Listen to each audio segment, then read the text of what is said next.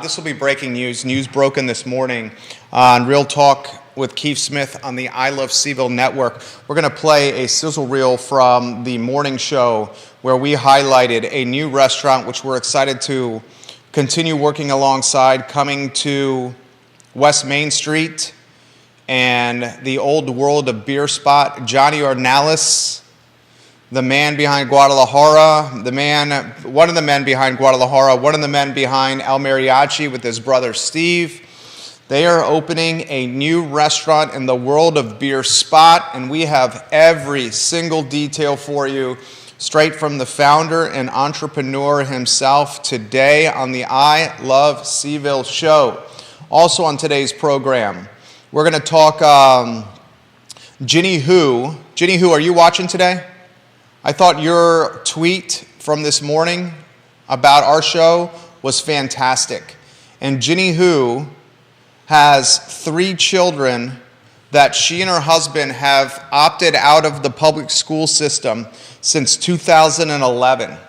And Ginny Hu said this: "My husband and I have opted out of the public school system for 3 children year after year since 2011. Ginny Hu said, we've never been asked why. Ginny Hu said, Dr. Bryce believes those of us who opt out of the system should be asked why. Ginny Hu said, Dr. Bryce could have said the only systematic racism we have left in schools has been created, supported, and grown by our current school board, and she plans to change that." We will talk about Ginny Hu's tweet on the program today on the Monday edition of the show. Deep Throat.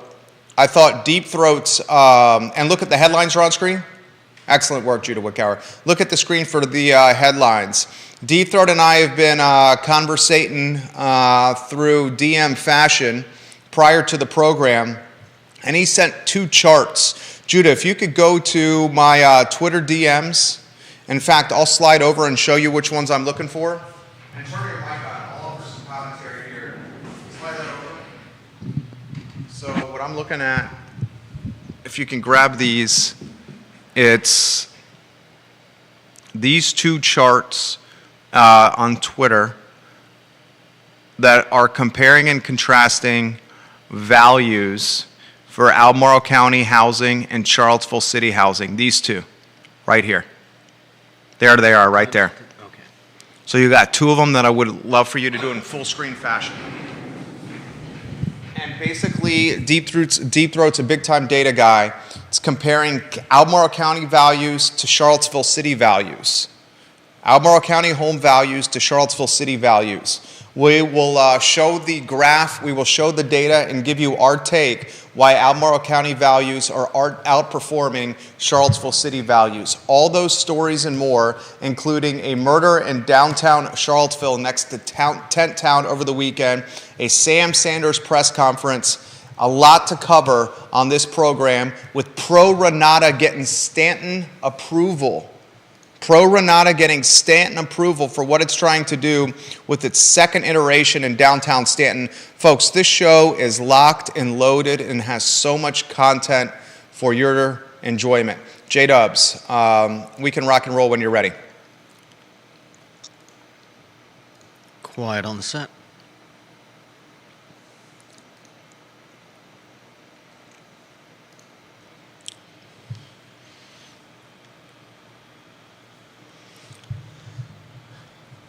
Guys, good to be with you on a Monday afternoon. Thank you kindly for joining us. My name is Jerry Miller. We're live in our downtown studio, the Macklin Building, our building, on a network that has quickly become the water cooler of conversation for Charlottesville, Albemarle County, and Central Virginia. Look at the headlines for what we'll talk about today.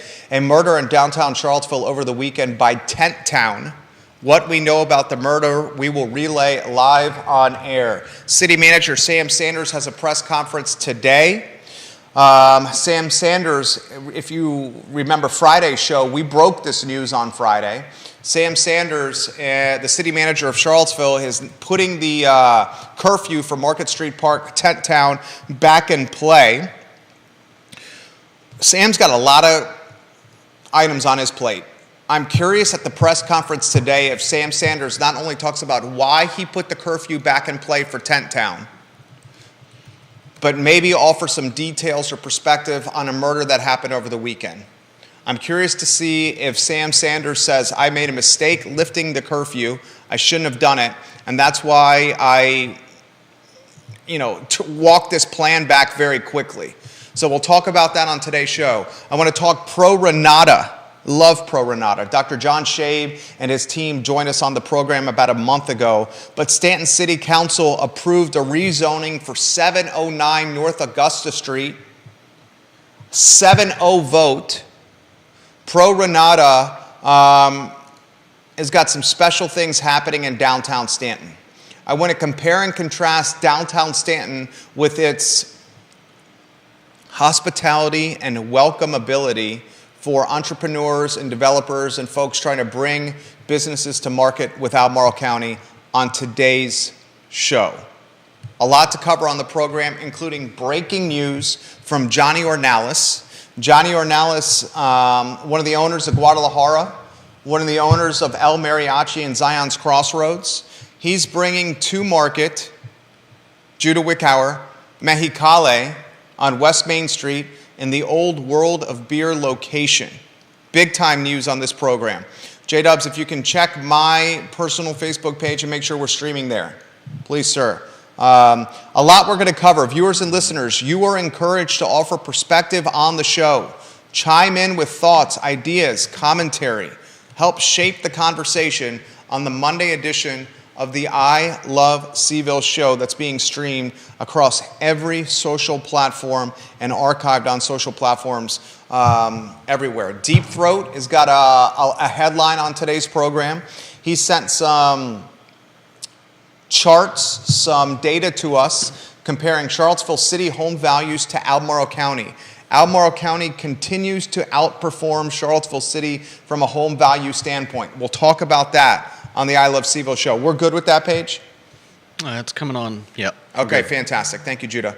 Excellent work. And I want to talk Ginny Who's take. Ginny Who is one of our favorite viewers and listeners on Twitter. She offered some perspective as a homeschooling mom to 3 of why she identifies with Dr. Meg Bryce, the candidate for the at-large seat on the Albemarle County School Board. So much to cover on the show. Judah, let's welcome you on a 2-shot, if we could. I think the lead of the program should be what happened over the weekend. We know very little. Charlottesville City and Charlottesville Police releasing very little on this. Yeah. This is what we know so far. A man was murdered in the 200th block of downtown Charlottesville. Mm-hmm. The 200th block of downtown Charlottesville is basically right next to Tent Town. Yeah. Charlottesville police are asking folks in a very clustered geographical area, including our building, the Macklin building, to check your cameras that are facing out of your building toward the street. So if you are in the following areas, the 100 to 500th block of East Market Street, the 100 to 500th block of East Jefferson Street, the 100 to 500th block of East High Street, and the 200th block of 3rd Street Northeast and the 200th block of 4th Street Northwest, the police is asking us to check our cameras. We're literally right in the middle of that. The man who was murdered, they've released his name, a 48-year-old Daniel O'Brien. He was transported to the UVA Medical Center at 2:59 a.m. on Saturday, October 14th. He died. He succumbed to a gunshot wound at the UVA Medical Center. The police believe that this is not a random act of violence. That was in the release.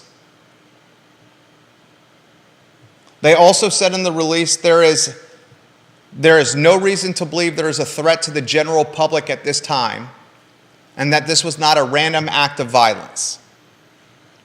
Where the murder happened, next to Tent Town, has many in the community speculating or linking or associating the murder with Tent Town. I would caution those making that leap. We don't know that information yet. In fact, very little has been released in this case so far. Yep. I am not yet going to make the leap that Tent Town and this murder are linked besides the geographical nature of where the murder took place. Right. I want you to offer some perspective here.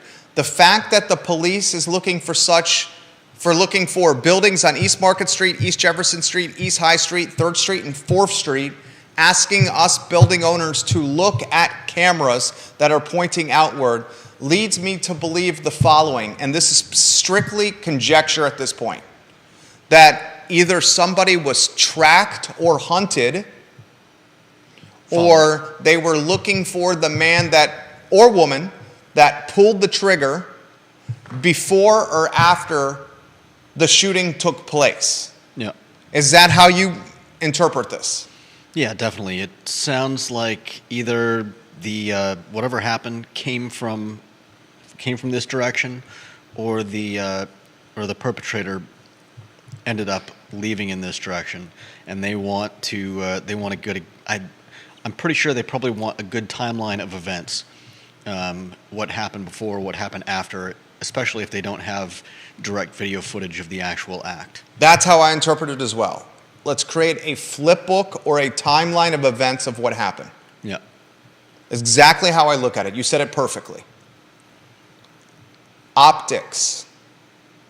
Where do you want to go on the optics of this? I mean, I think you're 100% correct in the fact that we shouldn't jump to conclusions about people in the park having anything to do with this. I mean, they have been there for, a couple weeks now? Probably about a month.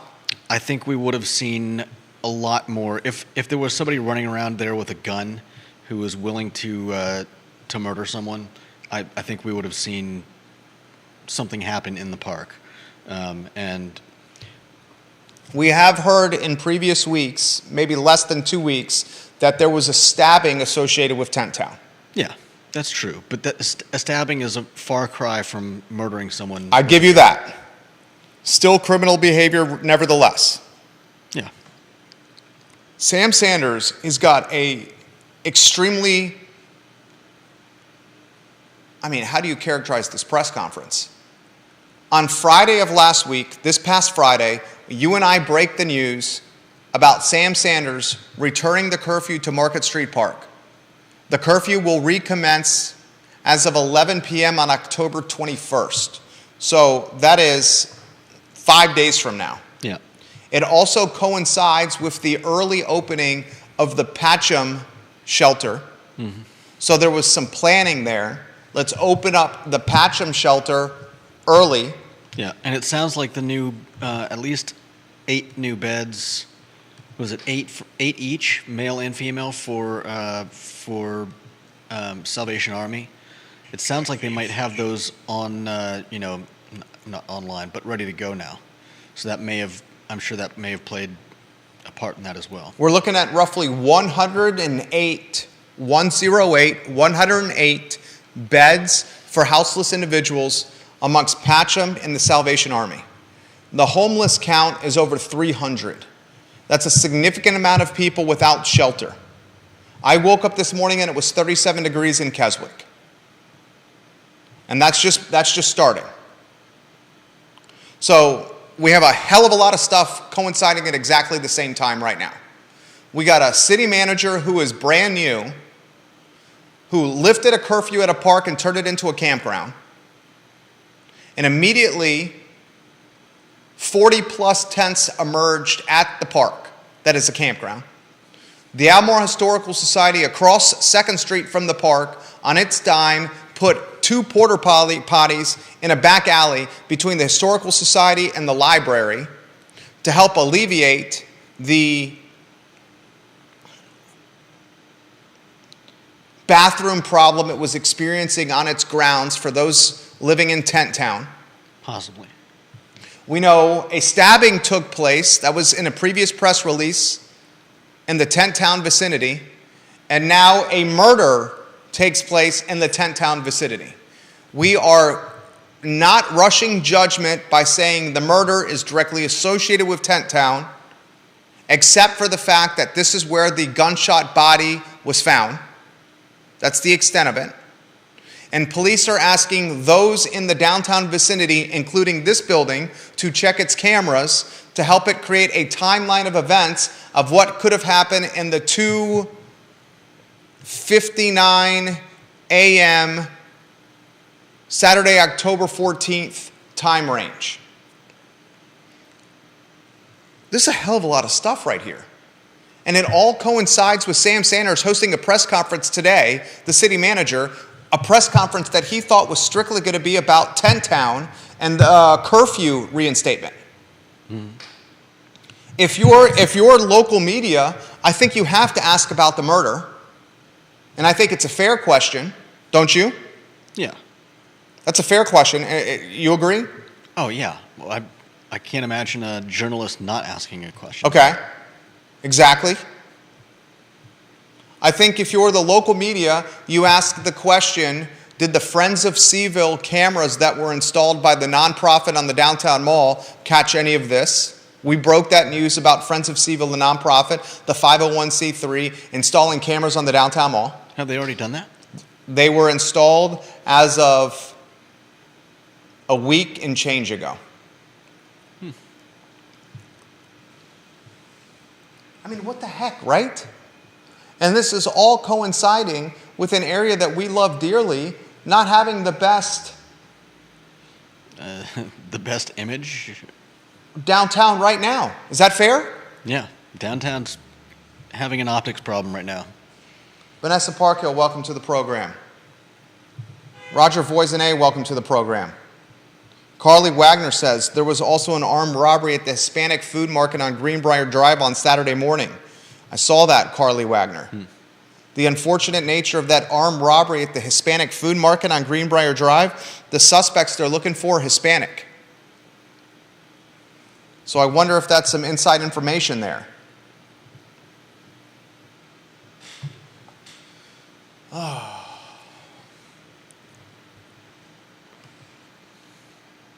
I said this in a thread that I was on, and I'm going to relay it to you. This is literally what I relayed to Deep Throat as we were corresponding this morning in DM capacity. Are you ready for this? Mm-hmm. Sam Sanders, the newly minted city manager. I want to read verbatim because I'm curious of your take. If the murder is tied to Tent Town, Sam Sanders has a serious problem. Then I responded, if the murder is tied to downtown mall in subcapacity, Sam Sanders also has a serious problem. Your take on those statements? I'm curious how you think that it would be related to the downtown mall, though. 2:59 in the morning on a Saturday. Bars closed. I mean, are you trying to say that maybe there'll be an outcry and people will ask to close the bars earlier? No, I don't think that. I think it's one of. Okay, I'm just going to try to use some judgment here. Here are what I think could be the options. I think it's either tied at the timing of 2:59 a.m. It tied to a brouhaha that may have started at one of the watering holes or bars downtown. Mm-hmm. And that brouhaha, after last call and the bars closed, potentially spilled out onto the streets. I think that's one scenario or option. Mm-hmm. I think a second scenario, and we would be stupid not to consider this, is it's potentially tied to Tent Town. Okay. I think a third scenario, I mean, do you understand, ladies and gentlemen, how brazen this is? This literally happened 2 blocks away from the Charlottesville Police Department. Yeah. But really? What do you mean, really? Well, you don't think it's brazen? 2 blocks from the Charlottesville Police headquarters? Yeah, but it's not like there are police going in and out of the police station all times of day and night. It's not like 20 cops are going to come running just because you're 2 blocks away from the police station. I would hope that the police department and the headquarters of the police department would put or instill some kind of sensibility or fear into criminals. Do you really think that they think that far ahead? I mean, most of these types of crimes are notably crimes of passion. I wouldn't say this is a crime of passion. I mean, somebody was shot. You don't just shoot someone. I mean, it's possible that it was premeditated and somebody carried out the act following the guy to the 200 block of Market Street, but I think it's far more likely that, like you said, there was something that happened, some interaction that spilled out of either a bar. I think another option might be there are some. There's a place across from the library on, is it 3rd Street? There's a greenery, so to speak, like a private smoking club. Okay. I mean, it could just as easily have spilled out of there over drugs. I mean, we honestly don't know. We don't know. But the fact of the matter is that it's unlikely that somebody, in planning a murder, decided to do it a few blocks away from the police department. It's more likely that, like we said, it spilled out of some other conflict. And is that your primary hunch? Because that's my primary hunch. Yeah. It spilled out from something that was happening on the downtown mall. Yeah. Most likely. I mean, it doesn't really necessarily have to be on the downtown mall, but Carly Wagner says most of the shootings locally have been gang and or drug related most lately. No, a lot of them have. Carly Wagner, 100% right. Yeah. Twitter's blowing up right now. Let's go to Dylan's Rule. He says, Jerry and Judah, this has been a colossal failure on the part of the city manager. There's just no other way around this. And my comment does not even take into account the homicide from Friday, Saturday morning. Just the entire situation, not trusting his police department, lifting the curfew, creating a tent town, and reimposing the curfew in a month is a colossal failure. Sandra Jones, welcome to the program. Ginny Hu, welcome to the program. Ginny Hu, we'll talk about your take on homeschooling parents and why they identify with Dr. Meg Bryce in the at-large race for the Albemarle County School Board. Blake Mail, welcome to the program. Multiple media outlets watching the show, literally live as we speak right now. I mean,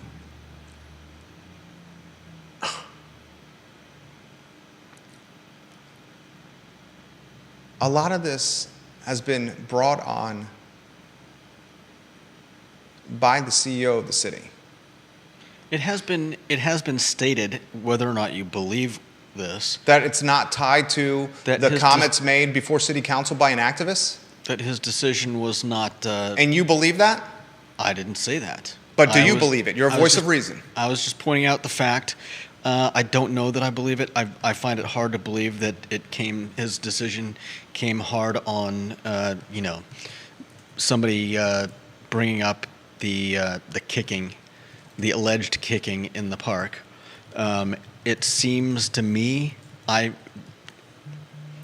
my take is that it was a knee-jerk reaction, and it was related to what was said in the city council meeting. Yes. But that's armchair quarterbacking. Armchair quarterbacking is part of this. Carol Thorpe Yeah. says this. Do we find it at all curious that we have heard nothing about the victim and perpetrator involved in the prior stabbing at or around Market Street Park? Carol Thorpe, the Queen of Jack Jewett, says this. Has anyone in the media followed up with the question as to the status of these individuals? Carol Thorpe of Jack Jewett District says, what time is Sam Sanders' press conference today? I got another question. Carol Thorpe, those are all damn good questions. Those are all excellent questions. I think this is another point of emphasis we need to make. We got a boatload of people watching the program right now. And this is another point that we need to make. Mm-hmm. Why have we heard now over 48 hours removed? Now let me get my time right. Sunday? Yeah, over 48 hours removed. We're nearly 60 hours removed from this murder in Charlottesville. Was it 2:59 a.m. Saturday morning. Okay, Saturday morning. Gotcha. Nearly 60 hours removed. Why have we heard so little about the murder? It could be that they're Don't not- have the information and still compiling the data. or it could be they're searching for someone and they don't want to tip them off. Right. I honestly don't know. The reason I bring that up is because there's been fantastic communication in past crimes of this ilk. Yeah. And that's one of the things the community has rallied around the department with its transparency and its communication. Right? I'm not jumping to conclusions. I think Judah makes a good point. It's an active investigation, and they're not trying to tip their hand as they hunt for an alleged murderer. But the reason I bring this up is because it happened in the heart of Charlottesville. Yeah. 2.5 blocks away from the police department, right next to all the courthouses, and it's next to a tent town that has gained regional, if not national, exposure. And the longer we don't have the information, the more the cloud of conspiracy gains momentum.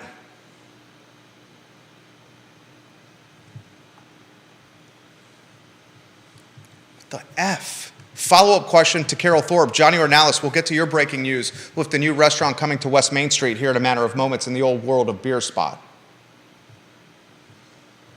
Here's a follow-up question for you, Carol Thorpe. Will the press conference actually happen today? Does Mr. Sanders choose not to have the press conference because of this? Or does he limit the press conference at the beginning of the conference and say, the only topics we're going to talk about today are Tent Town and the curfew reinstatement? Does he preface the press conference, does he start the press conference by saying, I'm not going to talk about the murder? I'm on the Charlottesville government Facebook page, and there is no mention on the Charlottesville government Facebook page of Mr. Sanders' press conference. No who, what, when, where, why of Mr. Sanders' press conference right now. Interesting. Do you find that odd? Yeah, you would think a press conference would be. Plenty of heads up. It's 1 o'clock here, 4 hours before close of business. Yeah, you'd think it would. Do you think they'd show it somewhere? Normally with press conferences of this magnitude, you are alerting the community, in particular the media, of the who, what, when, where, and why. Yeah. That has not happened yet on the Charlottesville government Facebook page. Its primary medium of communication for the community. Maybe they don't want anyone there and they just want to make a statement and. Then that's not a press conference. Yeah, not really. That's a statement from the city manager, which is the antithesis of what he said was going to happen on Friday afternoon when he said there was going to be a press conference. There's a city council meeting tonight. The city council meeting tonight just got significantly more dynamic, did it not? Quite possibly. Can you imagine what the councilors are thinking about right now?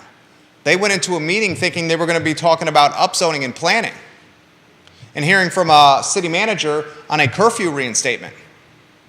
Now 5 people are going to head to the dais and they're going to come under the crossfire from the community of a downtown murder and escalating gun violence in the city.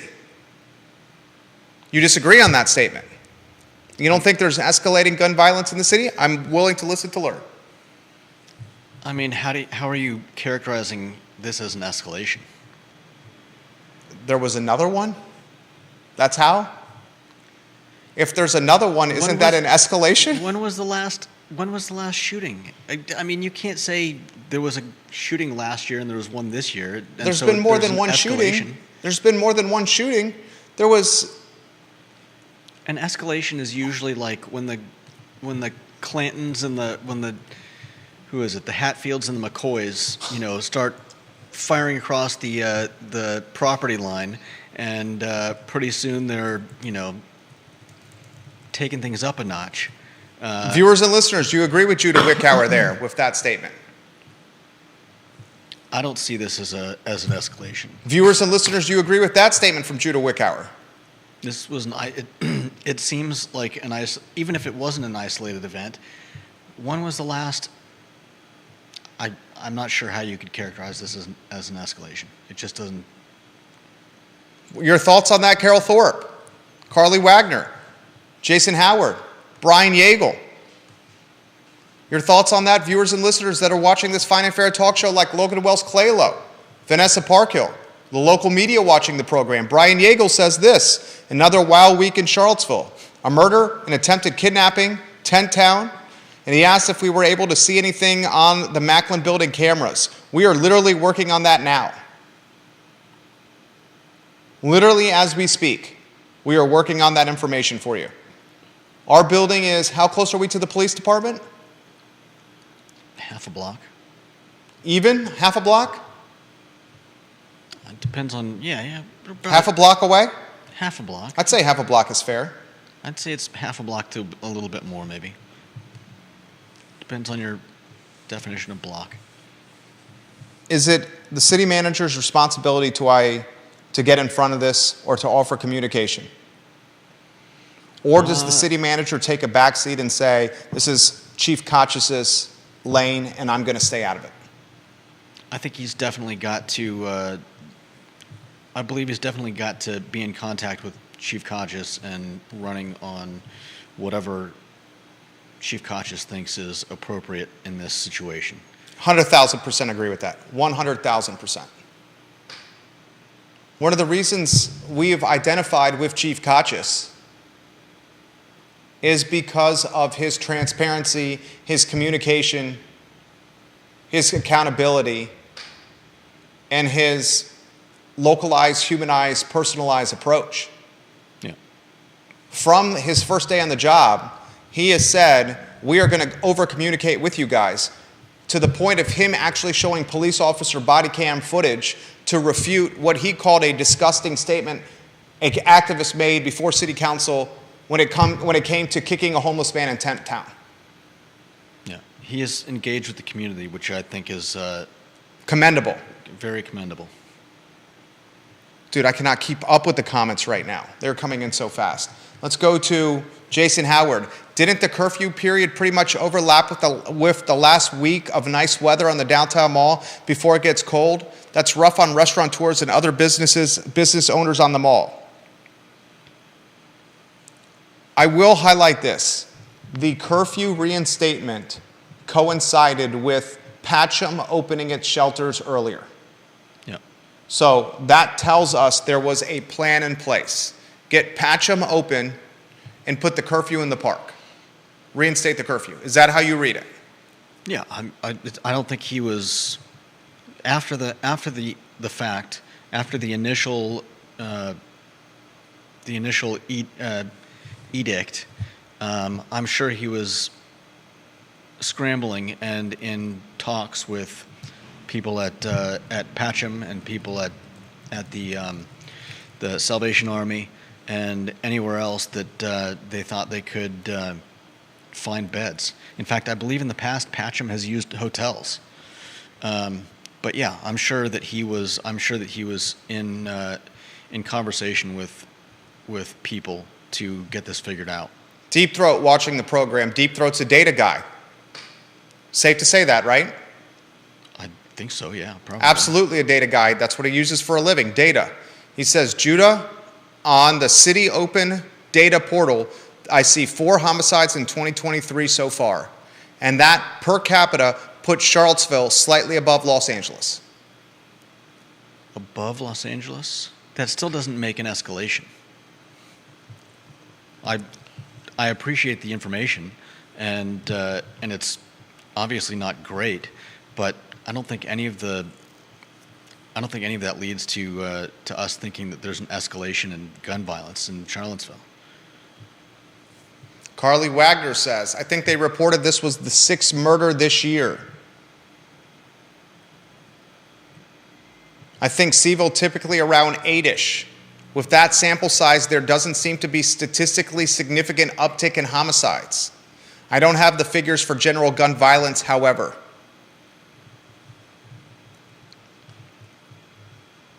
Carol Thorpe, If Sam Sanders is going to have a presser, he better hop on it because the early portion of the city council meeting convenes at 4 p.m. today. Carol Thorpe, who follows local government as closely as anyone I know, says, to answer your question, if Sam Sanders has a presser at all, I doubt he will address Saturday's murder. He has to coordinate with Chief Kachis on anything having to do with open investigations. I am surprised he is having a presser at all, rather than just choosing to address the public during his allotted time during tonight's city council meeting, as he did 2 weeks ago. Dylan's Rule on Twitter. Jerry, it would be interesting to see a FOIA request for documents referencing Patcham after the curfew was lifted. Would it show a panicked effort to get Patcham open sooner? He's got a second tweet coming in. That was the first tweet. Deep Throat. He says, correction. No, he does not. He says, FBI UCR stats show 0 homicides in 2021, Judah.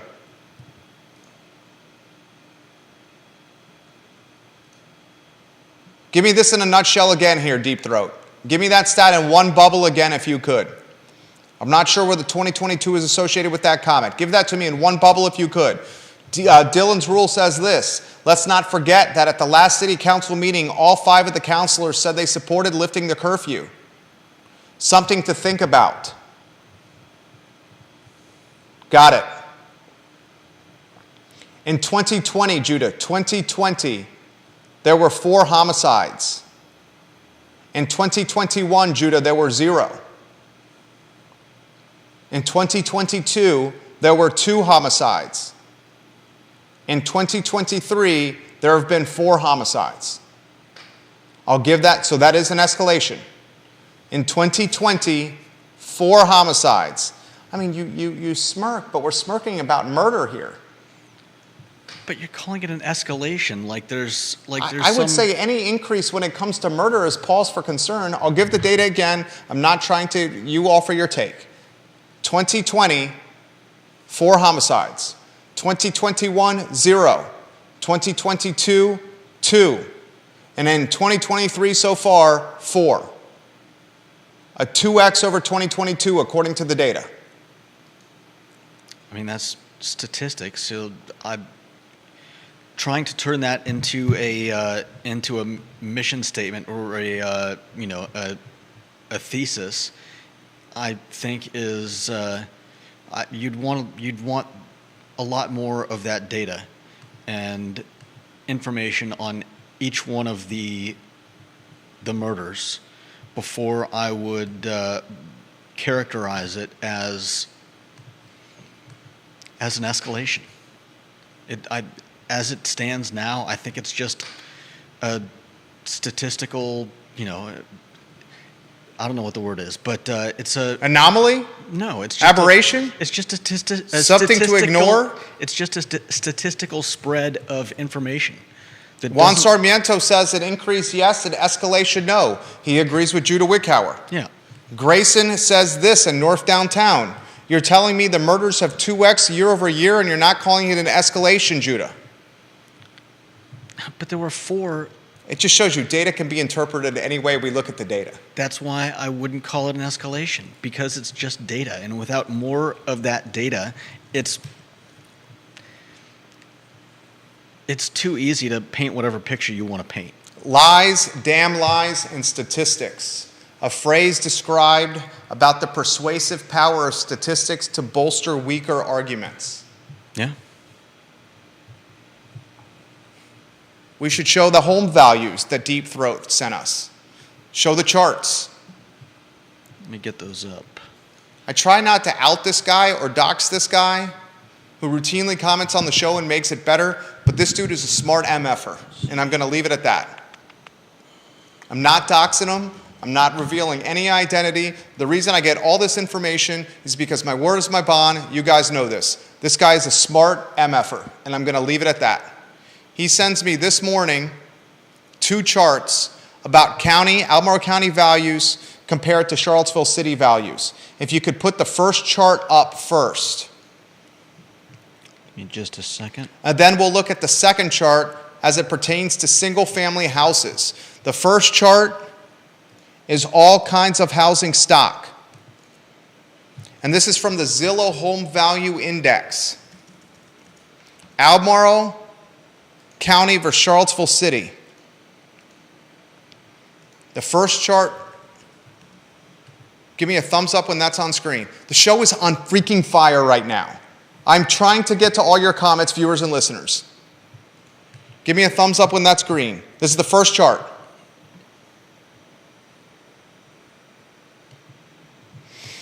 Zillow Home Value Index, the orange line on screen, the top line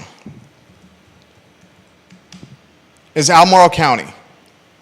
Look at how it's outpacing Charlottesville City. This is all housing stock.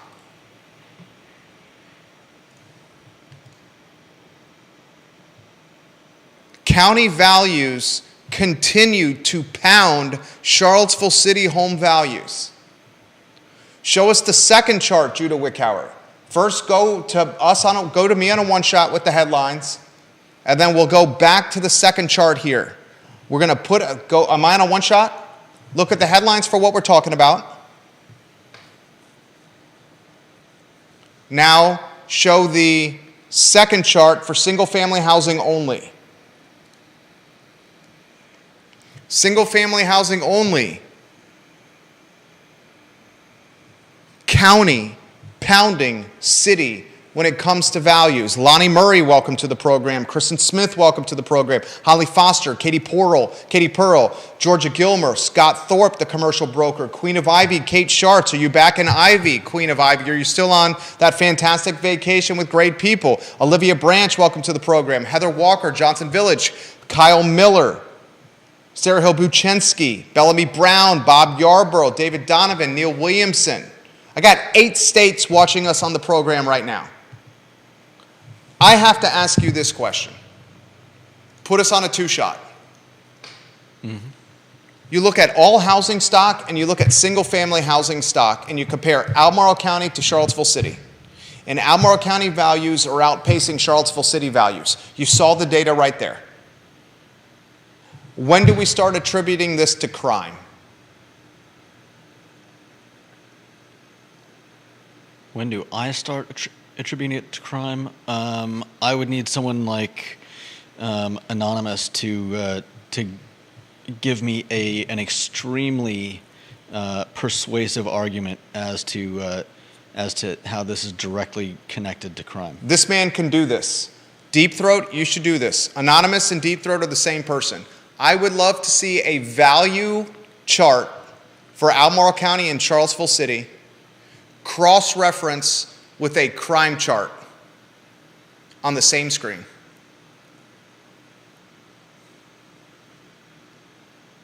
When do we attribute the county pounding the city with home values to an uptick in crime in the city?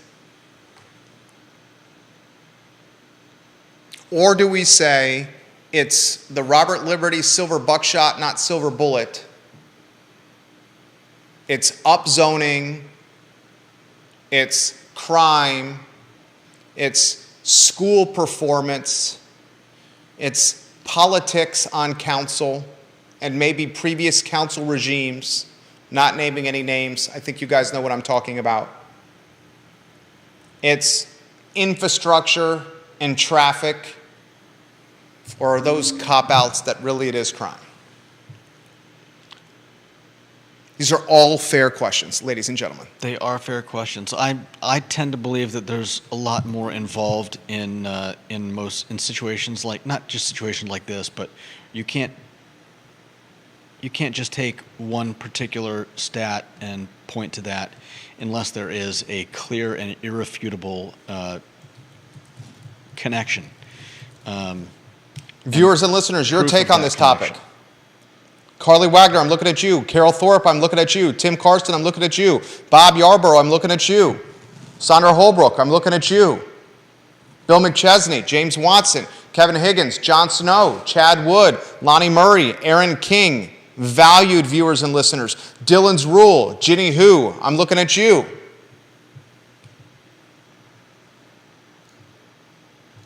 Would you say crime is not good for home values? I think that's safe to say. Would you say that's safe to say? It's very safe to say. That's safe to say, right? Yeah. Judah got a genuine chuckle out of that right there. Love when Judah chuckles. When do we get in front of this? How do we get in front of this? What needs to happen?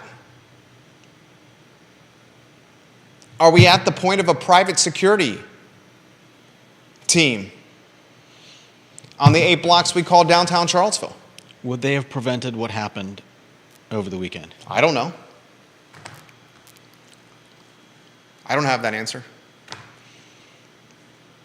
I've seen it elsewhere. I would say the yellow shirt ambassadors that are walking around the corner of the downtown mall, who some of them appear to be not in the best athletic shape, aren't making an impact. Have you seen the yellow shirted ambassadors? Most of the times they're goofing off on their cell phones and not really doing any ambassading. Is that a word? Ambassading?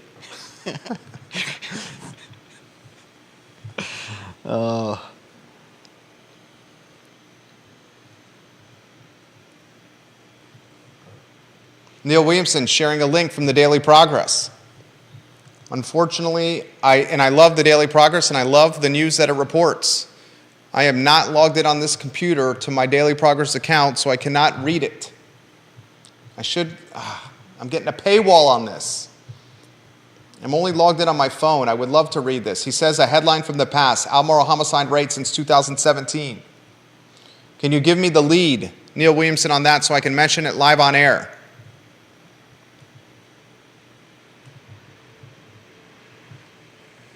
We do have breaking news for you about a new restaurant coming to West Main Street in the old World of Beer spot. We'll get to that in a matter of moments. Johnny Ornalis behind that restaurant.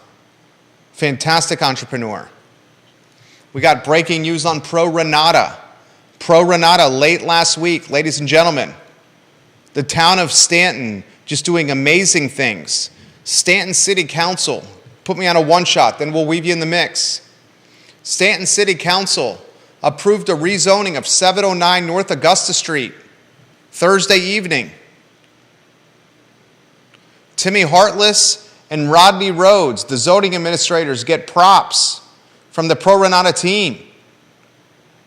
The Pro Renata team appreciates the neighbors who have supported the project and want to see the building revitalized. Pro Renata will become a big-time driver of economic activity in downtown Stanton.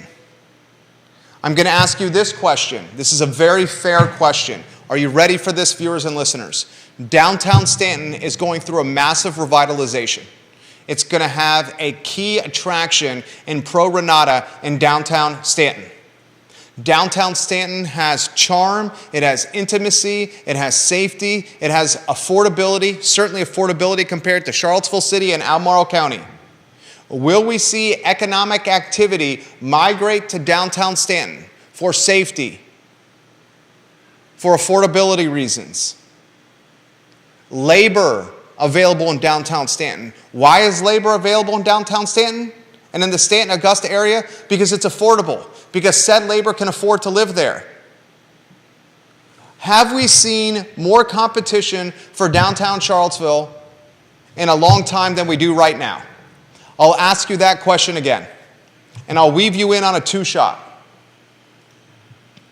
Viewers and listeners, this is a fair question for you. Neil Williamson, I'm going to get to that lead from Tyler Hamill in the Daily Progress from December 5th, 2020 in a matter of moments. Thank you for sharing the lead. I'm not logged in on this computer from my Daily Progress account, so I just got a paywall. Here's the question I have for you.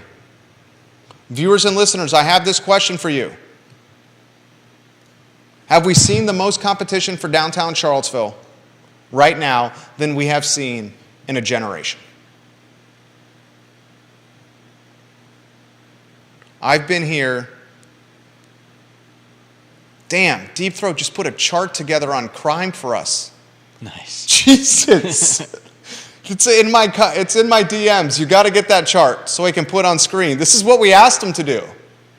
You are the man. I'm going to ask this question. I've been here 23 years. Have we seen more competition for downtown Charlottesville than we do right now? I'll highlight Stanton, and the emergence of downtown. I will highlight Waynesboro and the emergence of that city. Yeah, my friends were just telling me about Waynesboro is so cool, dude. They were just telling me about a cool event they went to over the weekend where they got to see all kinds of pottery and crafts and art, and I mean, I'm like, Waynesboro. that sounds amazing. Waynesboro in 2023 is what Belmont was in 2020 in 2005, 2006, 2007, 2008, 2009, 2010. Belmont has been gentrified where it's now white rich people. Belmont at one time used to be hipster charm. I lived there in 2005, 6, 7, 8. Now it's not hipster charm. Waynesboro is hipster charm. And if you haven't been to Basic City Brewing, you're missing a damn good brewery. Have you ever been there? Yeah, I have. Basic City is the bomb, dude. Yeah, it's a great place. Games, stuff to do, live music, a kitchen, food, massive, parking. Last time I was there, they had park benches inside where you could sit and watch the bands play. Yeah. And I got in trouble because Liza had climbed up on the tabletop. Oh, very nice. And was sitting there watching the band. But it is a great place. Great Deep beer. Throat says, going over the mountain here is going to turn out like people who crossed the East River in Brooklyn from Manhattan in the late 1990s. Brooklyn at one time was a place you didn't go. Now Brooklyn, you ever been to Brooklyn now? You've been to Park Slope? My wife and I took a trip. We stayed in Brooklyn. It's all rich families pushing $500 and $600 strollers around, utilizing the green space. Brooklyn is completely different than what Brooklyn used to be. Brooklyn is wealthy. Belmont and Hogwaller and Woolen Mills became so gentrified and is now the epicenter of city wealth, much like North Downtown, that it has gone from hipster charm to yuppie. And that gentrification trend has sent and jettisoned the hipster charm to Waynesboro. And I'll ask you this question yet again. Has downtown Charlottesville seen more competition or headwinds now than in the last 23 years? I've been here since 2000 when I came here as a first year at the University of Virginia. Crozet's popping. Ivy Road is about to get Salvage Brewing across from the Boar's Head. Ivy Road is becoming a nice little spot, a nice little pocket. Stonefield wasn't here in 2020. Stonefield's a nice little pocket. Fifth Street Station wasn't here in 2000. 23 years ago. Neither was Stonefield. I'm asking you this question. I've been in this town for 23 years, and I do not see the downtown mall having more competition in those 23 years than I do right now. Stonefield, Fifth Street Station, Ivy Road, downtown Stanton, Waynesboro. Keswick is becoming a nice little pocket of beer and booze and wine. Another one just opened in Keswick. The town of Gordonsville is red hot. Have you been in downtown Gordonsville anytime soon? That place is baller as duck. Quack, quack, quack. The town of Gordonsville is awesome. Cool. Sam Sanders got his work cut out for him. No doubt. You show the Deep Throat chart? Not yet. We asked, he delivers. Seville City versus Albemarle County violent crime count. I asked you a direct question, viewers and listeners. Are home values in the city lagging home values in the county because of crime? Here is 2012 to 2022. That's 10 years of data, Judah. Here it is. He's got it on screen. This is courtesy of a very smart man. You got it on screen? Yep. Look at the screen. Violent crime in the city versus Albemarle County. I would say the city, from a violent crime standpoint, is crushing Albemarle County from a violent crime standpoint. And that's not a good crush. Now, I want you to compare and contrast that with the first chart of home values, not just single-family housing, but home values in totality. You asked for this, and he delivered, Judah. Yeah, Tell us when the home value chart is on screen. there it is. The home value chart is on screen. Look at the screen.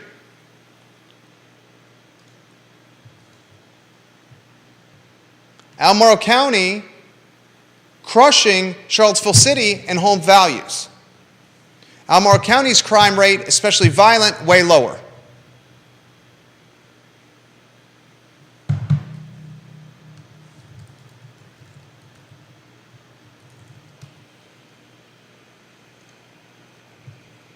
Causation means that changes in one variable brings about changes in the other. There is a cause and effect relationship between variables. The two variables are correlated with each other, and there is also a causal link between them. A correlation doesn't imply causation, but causation always implies correlation.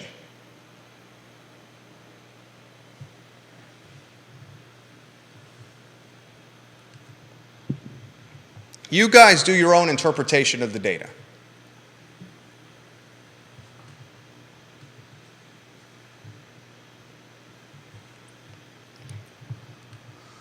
I want to get to the breaking news of the new restaurant on West Main Street. This is from Real Talk This Morning and the talented entrepreneur Johnny Ornalis. I'm excited for this before we play the clip. Oh, yeah. No doubt. It sounds amazing. Keep going. I mean, I don't want to give too much away before we put the video on, but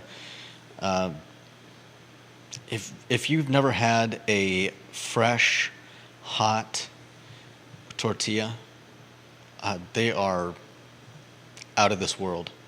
We went to Mexico when I was younger, and one of the highlights was waking up on a beach to someone hawking freshly made tortillas that you could buy for A penny? handful for, I don't remember how much it was. I know the churros were was a dozen for 50 cents. We're back at the skating rink in Los Angeles. They were, I think, $1 for one, and they weren't half as good. I'm really excited for this. I'm excited for Johnny and his team. You're about to hear from the entrepreneur himself. This is the gentleman behind Guadalajara on Fontaine Avenue. This is one of the gentlemen behind El Mariachi and Zion's Crossroads with his brother Steve and their father.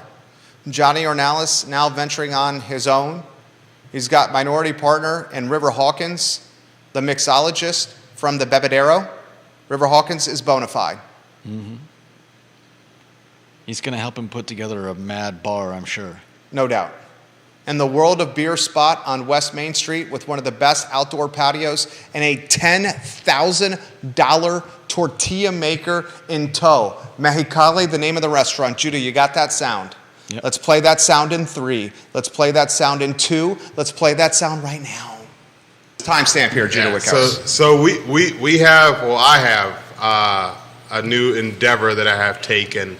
Guad has been my life here in Charlottesville through my parents and family members, and mariachi was a step, into that next part of our life as family, parents and brothers.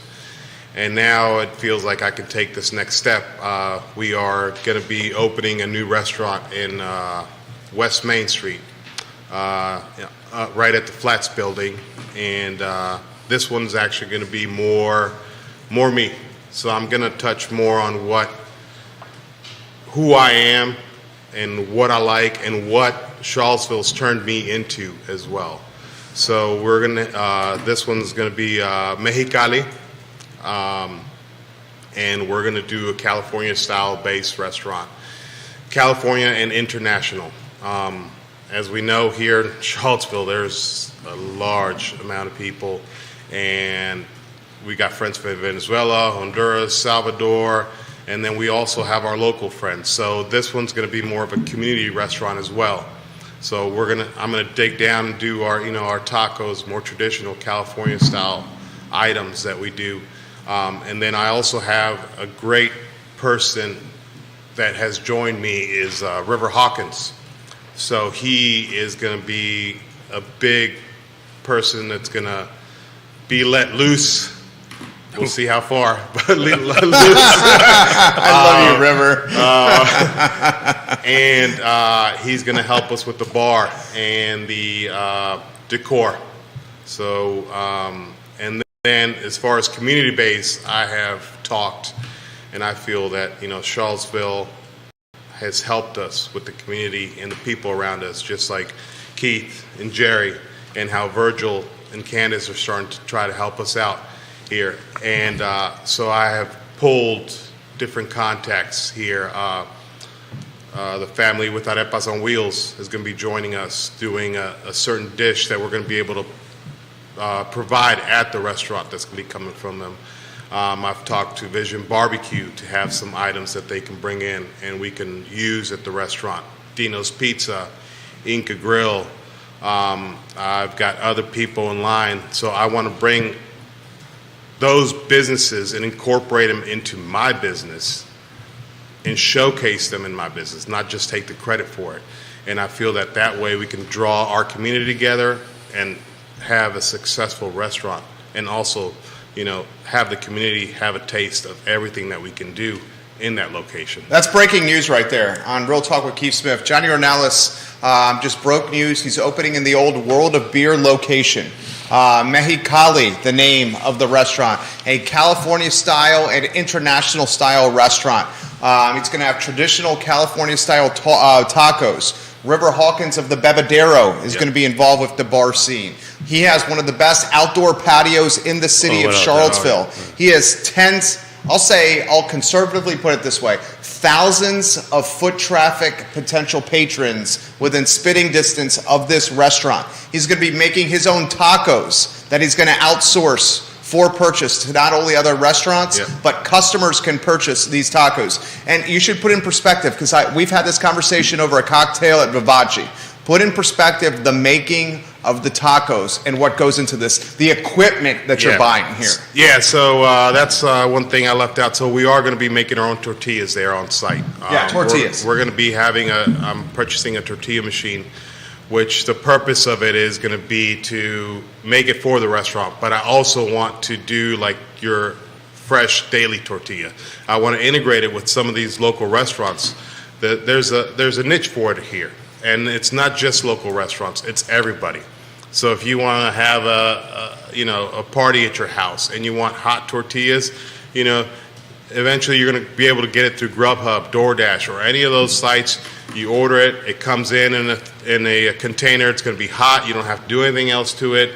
You can go through and do your function at your house or your wedding or anything. So we want to be able to deliver to some of these local restaurants that want that item to either integrate or use it as their new item for their restaurants. And we hope that part of the business will bring the community together and will actually expand and help the restaurant succeed.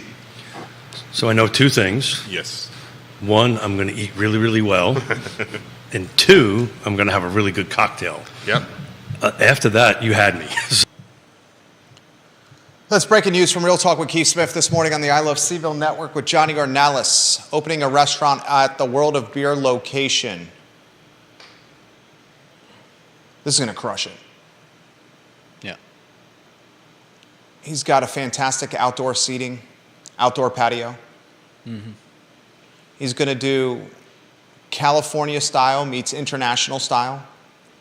He's going to champion other restaurateurs and feature their cuisine in his restaurant. Yeah, Arepas on Wheels, another great restaurant. He mentioned Arepas on Wheels. He mentioned Dino's. Yeah. With what Dino's does well. Yeah. He's getting he's bought a $10,000 tortilla maker to make fresh tortillas daily. Oh yeah. He's got arguably one of the top barkeeps in the area in River Hawkins as his visionary behind the bar. Yep. I don't know if he'll stay behind the bar, but he'll definitely set the bar up There you go. for success. Set the bar up for success, absolutely. He said he was going to keep a third of the 80-some taps that are at World of Beer right now. Yeah, that's impressive. Even even that many. Even that many. We're talking 20-some taps. Yeah, That's massive. that is. We got thousands of students in walking distance.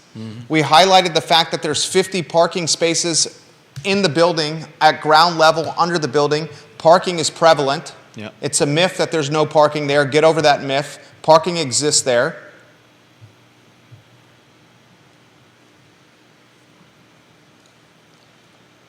It's going to crush. I'm so happy for the success of his family. Sincerely mean that. Get the comments here coming in faster than I can keep up. I'm looking for Neil's comment. Neil says, does anyone want to know why Judah Wickhauer woke up on a beach? Were you wearing clothes, Judah Wickhauer? I believe I was. You were wearing clothes. That's I'm good. I can't. 99.9% certain that I was wearing clothes when I woke up. You were what percentage? I was wearing clothes when I woke up. You were wearing clothes. Yes. Okay. Been a couple of times where I'll just leave it at that. Yeah. I was also 10. Okay. Sorry. A couple of times for me where I was much older. It doesn't fall under the PG-13 rating of the show. Neil Williamson says this. This is from the December 5th, 2020 Daily Progress article, the byline Tyler Hamill. As homicides in Albemarle County reached their highest rate since 2017, a recent spate of homicides in Charlottesville has meant 2020 matches the city's 2019 rate. According to Abby Stumpf, spokesperson for Albemarle County Police Department, the department has investigated 6 homicides and 1 attempted homicide in 2020. Of the 6 homicides, 4 are considered domestic incidents and 4 have happened since October. Here's a question for you. Did you say 2020? Yeah, it's Albemarle County. I'm not trying to marginalize any homicide by any capacity. I am not marginalizing homicides. The domestic homicides versus the homicides that happen on the downtown mall or somewhere in the city. I think the community would take the domestic homicides versus the ones that are happening on the streets of Charlottesville, randomly. You think they'd take them better? Yes. Yeah, definitely. Is that a safe statement? Yeah.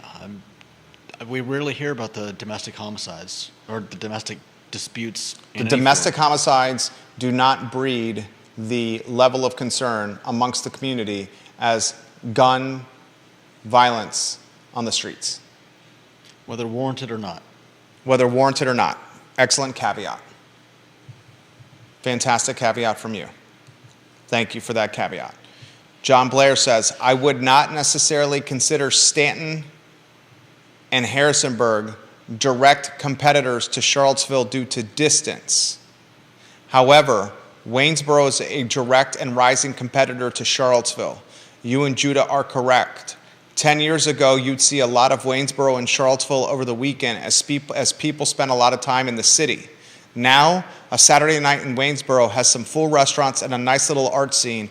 Those dollars aren't going over the mountain like they were in years past. No doubt. I will respond to that comment. I think it's an excellent one. How I see Stanton and Harrisonburg competing with the city is for labor.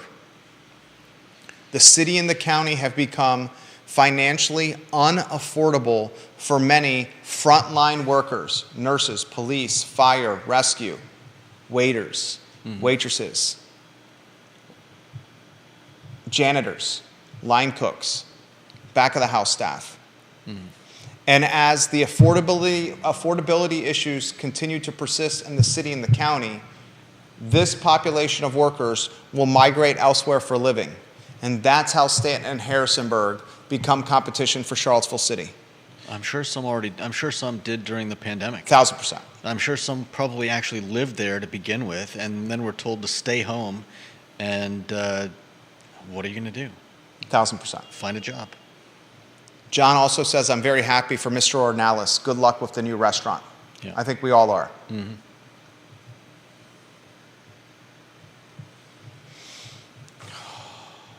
Randy O'Neill watching the program. We're going to save Ginny Who's comment for tomorrow. This was Ginny Who's tweet. I make sure I bring this up tomorrow. Please. And this will give you, Judah, some time to digest it. She sent us 3 tweets after watching the replay of Friday's show 14 hours ago. So these are her tweets in response to the show we did this past Friday that was on fire. Are you ready? Mm-hmm. You said, to Judah's point, mentions you, to Judah's point, we all have freedom of speech, but that does not mean there aren't consequences for that speech. You are welcome to spout hateful rhetoric. Employers then have the right to not hire you. I was thinking something along those lines myself in replaying that discussion. This was in response to the activists who spoke before City Council and made a claim that a police officer kicked a black homeless man in Market Street Park to wake him up before the curfew was lifted. She also made the claim that said police officer chose not to remove white homeless people from the park. Yeah. Go ahead. After further review of the body cam footage, which Chief Conscious played at his press conference, he said those claims were meritless and he called them disgusting. Go ahead, and then I'll give you what I want you to think about for tomorrow's program in regards to parents of homeschool kids and why they are identifying with Dr. Bryce. Your thoughts first.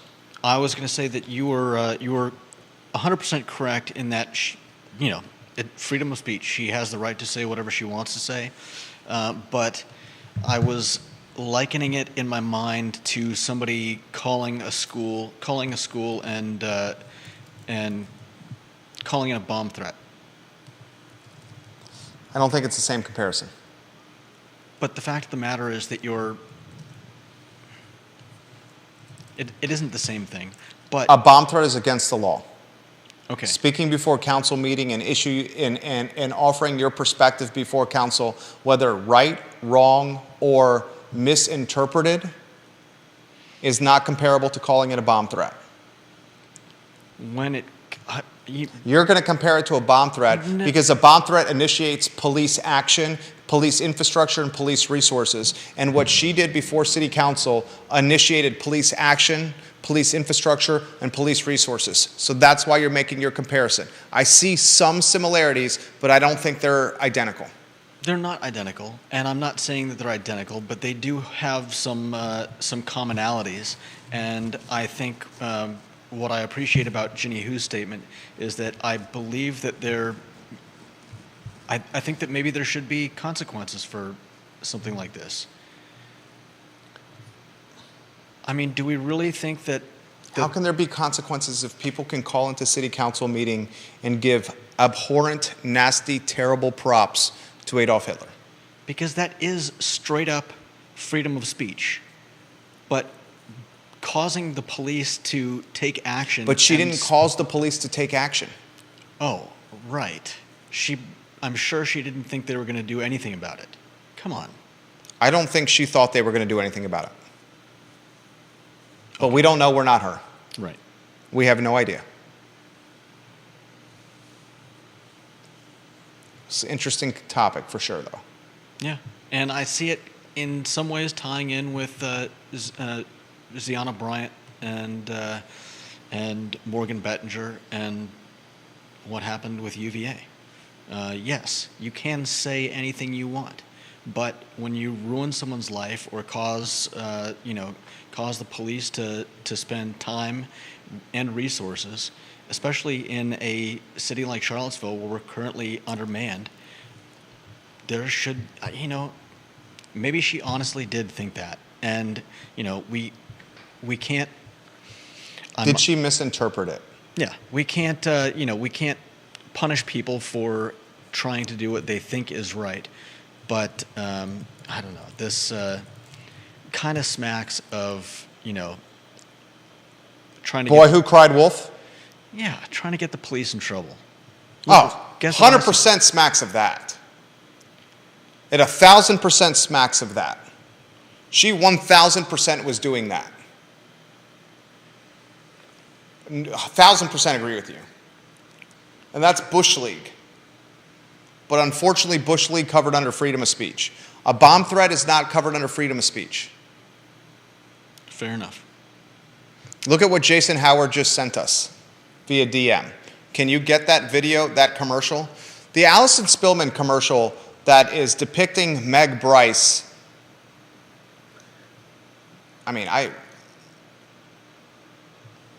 What Allison Spillman is doing with her campaign, with the mudslinging and attacking of Meg Bryce, is the dirtiest of the dirt I've ever seen.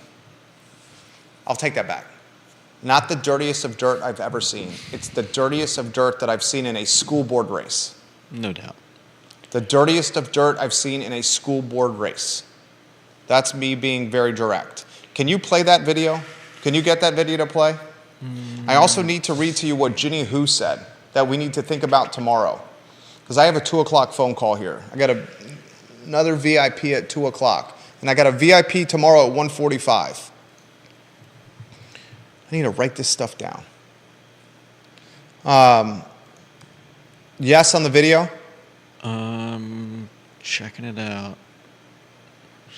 This is what Ginny Hu said. Can see if you can do two things at once.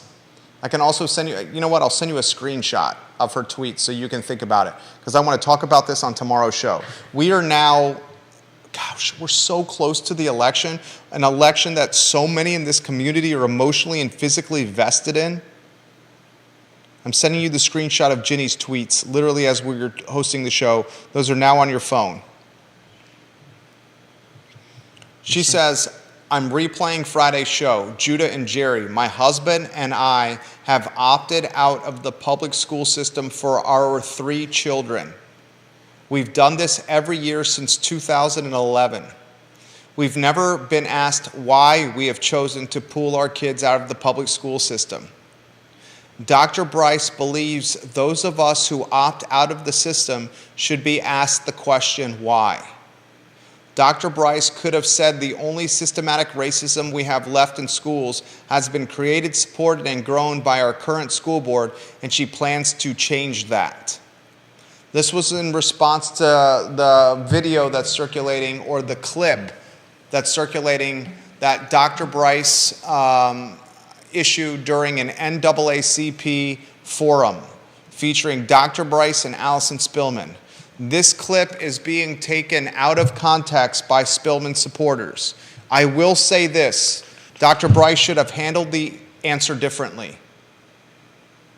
And if she had handled the answer differently, it would not be taken out of context now. It was a strategic error how she handled it. But nevertheless, that clip is being taken out of context by Allison Spillman's campaign. They're cherry picking a portion of what was said and utilizing it to her campaign's advantage. And unfortunately, that is called politics. Unfortunately, that is called politics. We saw Amy Lawford do that against Kellen Squire, where she cherry-picked Kellen Squire's blog post from years ago on abortion, and how years ago he wrote commentary that was cherry-picked, basically saying women do not have the right to choose. He says, that's not what my intent was. We saw things taken out of context by Sally Hudson's campaign when it came to creed deeds and gun voting and gun rights and gun ownership. A strategy that influenced Creed Deeds' daughter to speak on behalf of her father in an op-ed or a letter to the editor in the Daily Progress that was published. I've got it if you want. This race has turned into an absolute cluster duck. Quack, quack, quack, quack. This is mudslinging of levels I have never seen before at the school board level. Good to see you. So dark. Oh, we're still on air. Yeah. Okay. Yeah. Sounds good. You got this commercial? Yeah. Have you seen this yet? No. Dude, wait till you see this. This is a commercial being run right now by Allison Spillman's campaign against Meg Bryce. Do you have it? Please play it in 3, 2, 1. Republican Meg Scalia Bryce doesn't want you to know that she pulled her kids out of our public schools and is backed by extremists who want to impose a far-right political agenda and whitewash history. We need to defeat Meg Scalia Bryce. Allison Spillman is a mom of 5 public school students who is committed to making school better for all kids. She'll bring parents and teachers together to protect our children from political extremists. Democrat, Mom, Allison Spillman for School Board. Dude, this is like every nasty trick possible in the book. Utilizing the word Republican and Democrat, utilizing a doctored or edited photo with Donald Trump, utilizing the book banning reference, calling her a radical extremist, utilizing the phrase politicizing education. This is literally like every tactic taken out of the mudslinging manual utilized in an Albemarle County School Board race. Yeah. This is mudslinging 101.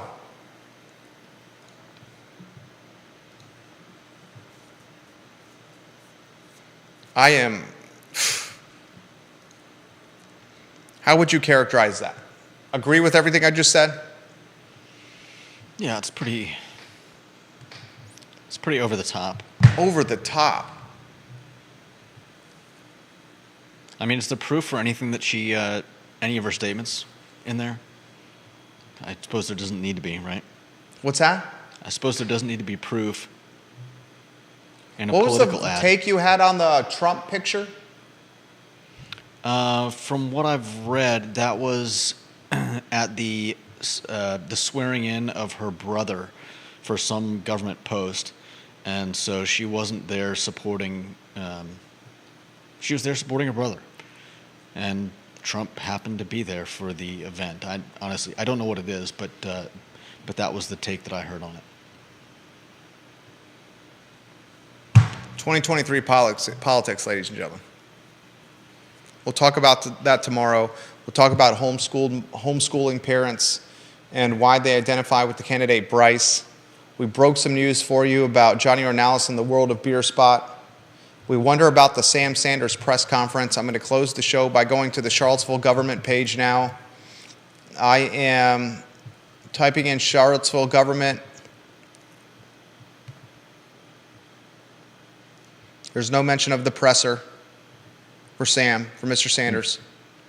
Let's see if that comes up before City Council. Council meeting starts in 2 hours and 6 minutes. Mr. DL, are you going to be speaking before council today? You are watching the program, Mr. DL. I very much encourage you to speak before council today, Mr. DL. And I'll leave it at that. I thought we were pretty darn good today. Judah Wickower, our producer. My name is Jerry Miller. This is the I Love Seville show, guys, on a Monday afternoon in downtown Charlottesville, Virginia. I'm going to go look at the camera outside our building, literally as we speak, the footage on the cloud, and now in our possession. So long, everybody.